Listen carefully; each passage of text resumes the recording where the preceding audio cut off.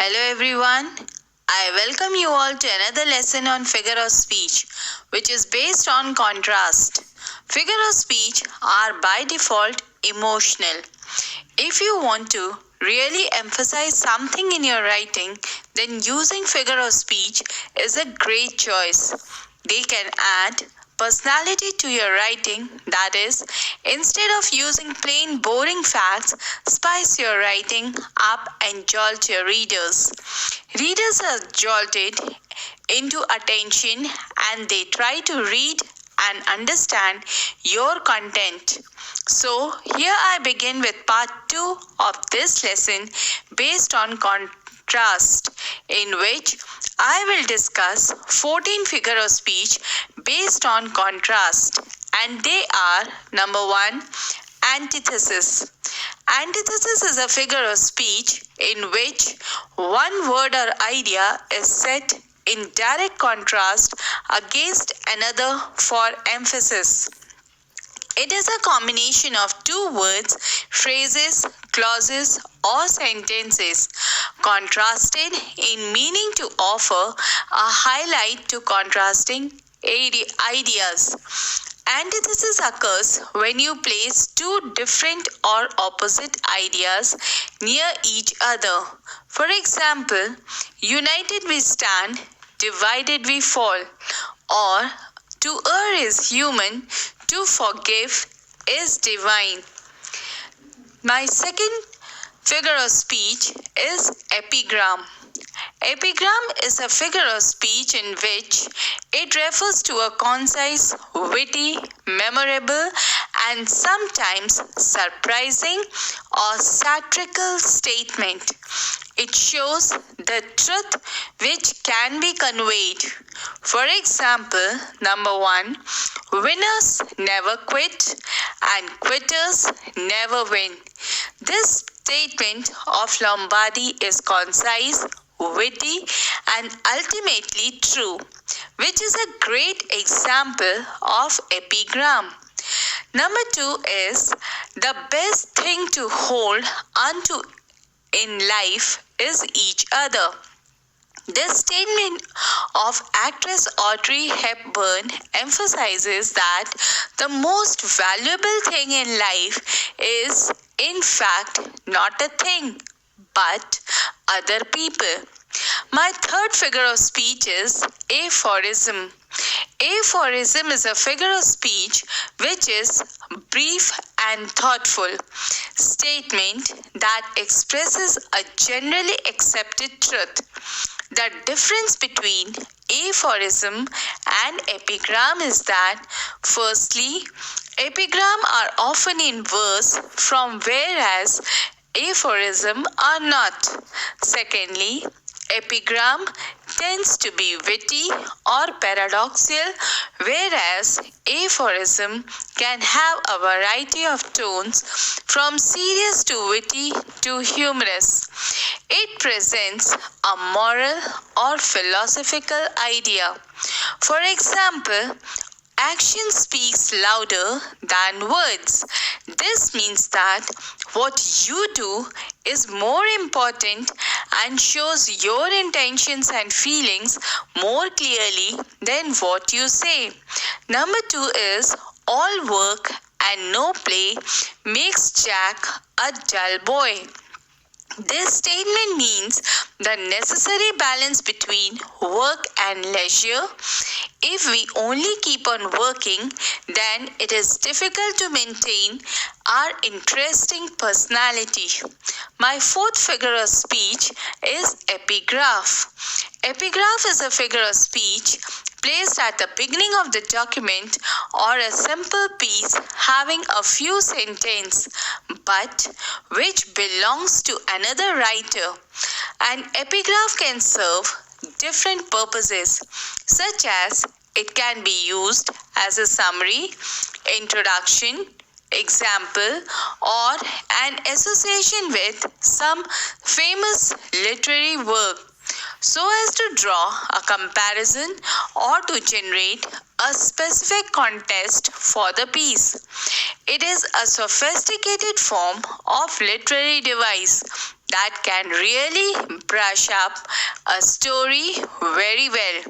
Now the examples are: number 1, Ernest Hemingway used Gertrude Stein's famous quotation, "You are all a lost generations," in the beginning of his book, The Sun Also Rises. Through this epigraph, Hemingway showed us the entire period in which they were forced to live. The lost generation phrase, as coined by Steinbeck, was truly reflected by Hemingway in his other pieces as well. But this novel proved to be a mouthpiece for the lost generations. My fifth figure of speech is paradox. A paradox is a figure of speech in which a statement appears to contradict itself. This type of statement can be described as paradoxical. It is a Greek word which means incredible, contrary to opinion or expectations. It is mostly used for expressing astonishment or disbelief at something unusual or unexpected. Examples are: number 1, war is peace, freedom is slavery, ignorance is strength, as said by Orwell in 1949. Some of the biggest failures I ever had were successes, as said by Pearl Bailey. Smith in 1863 said, "If you wish to preserve your secret, wrap it up in frankness." My sixth figure of speech is oxymoron. Oxymoron is a figure of speech which has a pair of contradictory terms. Two opposite ideas are joined to create an effect. The common oxymoron phrase is a combination of an adjective preceded by a noun with contrasting meaning. For example, cruel kindness, living death, frozen group. This phrase, frozen group, has been taken from Cold Within, composed by James Patrick Kenny, is ironical as it refers to these 6 peoples who were sad and lonely. Number 4 is the doctor was absolutely unsure of the nature of his illness. Oxymoron produces a comical effect. Thus, it is a lot of fun to use them in your everyday speech. My 7th figure of speech is irony.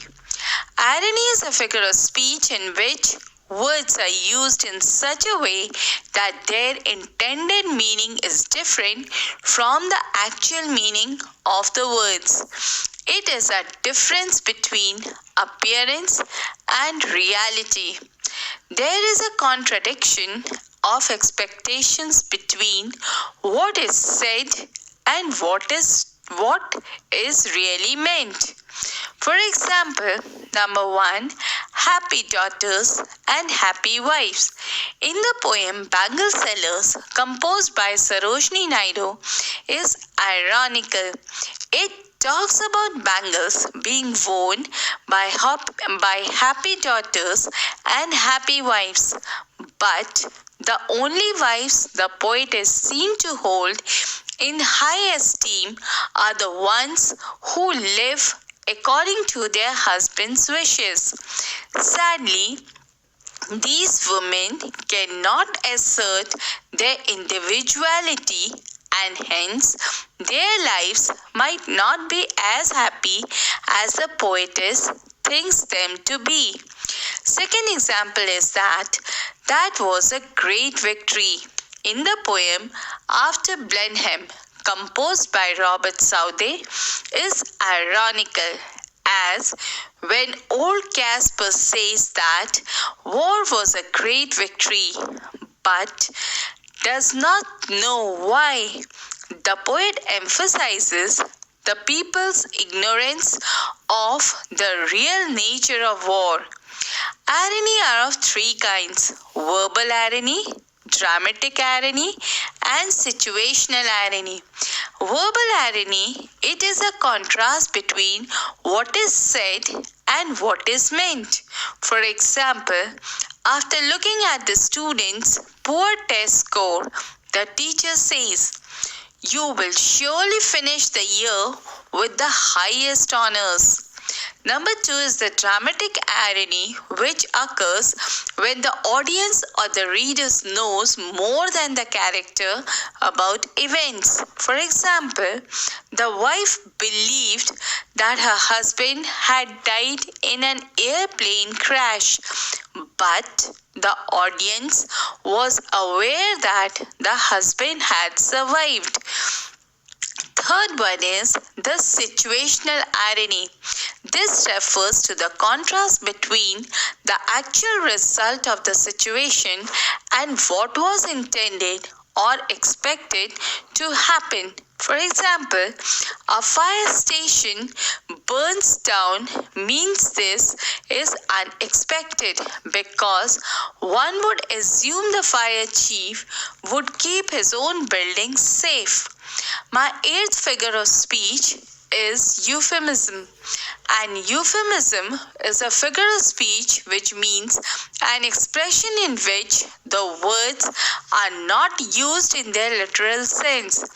It is the use of agreeable or inoffensive words to replace rude or offensive ones.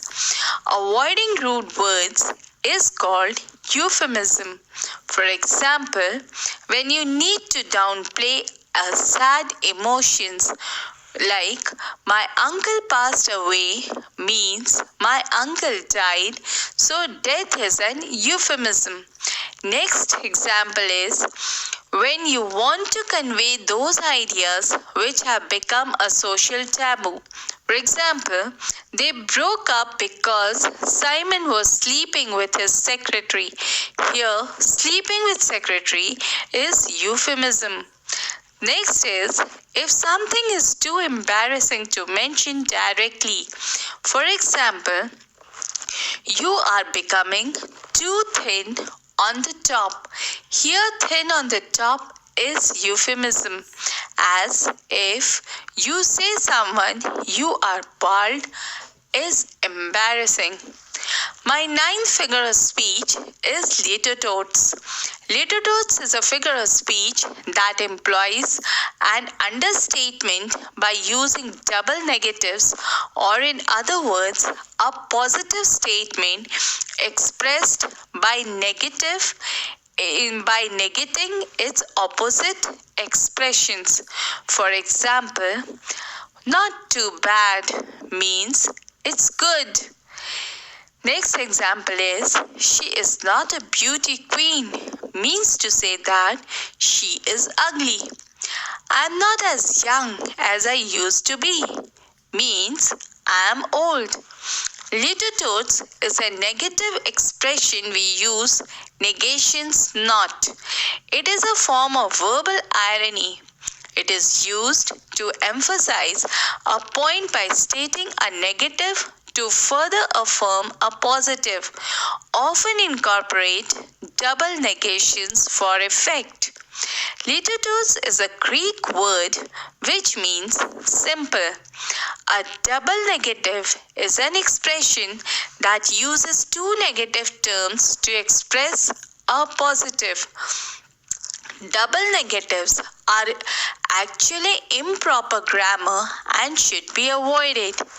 In litotes, a statement is made about by saying what is not. My 10th figure of speech is climax. Climax is a figure of speech in which successive words, phrases, clause, or sentences are arranged in ascending order of importance. That is, in order of increasing importance. For example, I smile, I laugh, I roar. Next example is some books are to be tasted, others to be swallowed, and some few to be chewed and digested. Next example is, will hear him, will follow him, will die with him. My next example is, he worked well, became better, and got the best prize. We can say that climax is an arrangement of ideas according to the increasing order of importance. The climax is usually achieved when the text leads up to an event, mood, phase, or feeling of importance. In the poem Nine Gold Medal, which is composed by David Roth, we can see climax in two scenes, which adds to this effect in the poem. Firstly, all the athletes turned around to help the runner who had fallen down is unexpected, which we can see in the stanza. Secondly, the race ended with each runner winning a gold medal for their noble deed is also not anticipated. Thus, we can see an increasing order of importance of events taking place in the poem. My 11th figure of speech is Anticlimax. Anticlimax is a figure of speech in which statements gradually descend in order of importance. It is an arrangement of a series of words, phrases, or clauses in order of decreasing importance. It is a sudden decrease from higher rank to lower rank. For example, she is a great writer, a mother, and a good humorist. Next example is, he lost his family, his car, and his cell phone. My next example is, Raman got a Nobel Prize, Bharat Ratna, and Padma Shri Award. My 12th figure of speech is Antaclasis.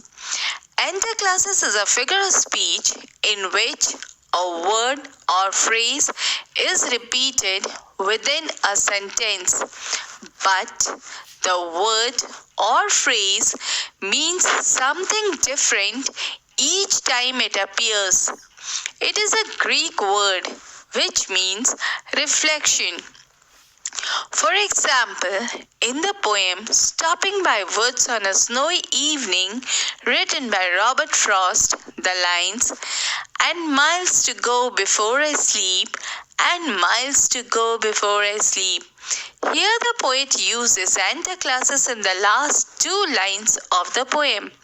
The first use of the word sleep means nocturnal sleep or rest, and in the last line it has the meaning of death. This device is helping to draw the reader's attention.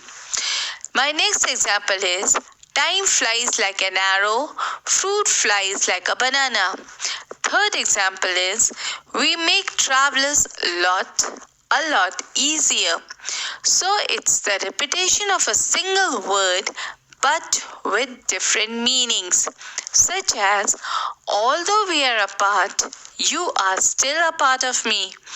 Antaclasis contrasts and emphasizes the two different meanings of the repeated words in a way that can emphasize either a comedy or a tragedy. Writers uses Antaclasis when writing a prose, songs, jokes, and slogans to show their facility with language. Now the example is, time will pass. Will you pass? My 13th figure of speech is Antiphrasis. Antiphrasis is a figure of speech in which a word or phrase is used in a sense contrary to its conventional meaning for ironic or humorous effect. Verbal irony, it's also known as the semantic inversion. The adjectives for it is antiphrastic. It is a Greek word which means express by the opposite. Now my example is, my mother is but a child of 50 years.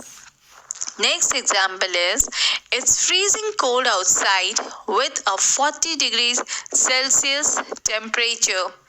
My third example is, you ate last the food even though you knew it was just reheated from last night. That's amazing. Here, antithesis is a figure of speech in which a phrase or word is employed in a way that is opposite to its literal meaning to create an iconic or comic effect. For example, my skin is so flawless that the huge pimples on my nose agrees with it. My 14th and my last figure of speech based on contrast is analogy. Analogy is a figure of speech which is a comparison about two things that are not alike but share only some common property. On the other hand, a literal analogy is about two things that are nearly exactly alike. The two things compared is a figurative analogy are not obviously comparable in most respects. Metaphors and similes are two types of figurative analogies in the course of analogical reasoning. Analogy is a more literal comparison between the two things. They are used to show important comparisons and make solid arguments.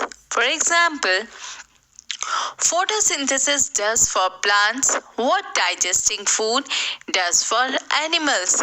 It is the process that lets them convert nutrients into the fuel needed to grow and develop.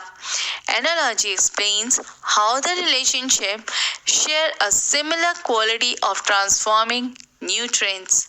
Another example which we can take is, my mom always said, life is like a box of chocolates. You never know what you are gonna to get.